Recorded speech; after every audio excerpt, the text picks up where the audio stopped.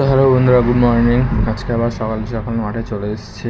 তো আজকে একটু লেট হয়ে গেছে, আস্তে আস্তে কিছু করার নেই। তো ঘুম থেকে উঠতে লেট হয়ে গেছে, কালকে রাতে শুয়েছি, দেরি করে ঘুম থেকে উঠতে হয়নি।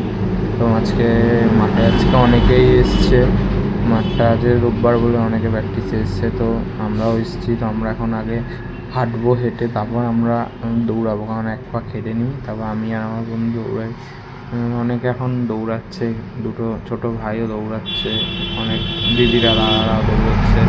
এখান থেকে ছোটো ভাই দৌড়ালো, আমরাও দৌড়াবো।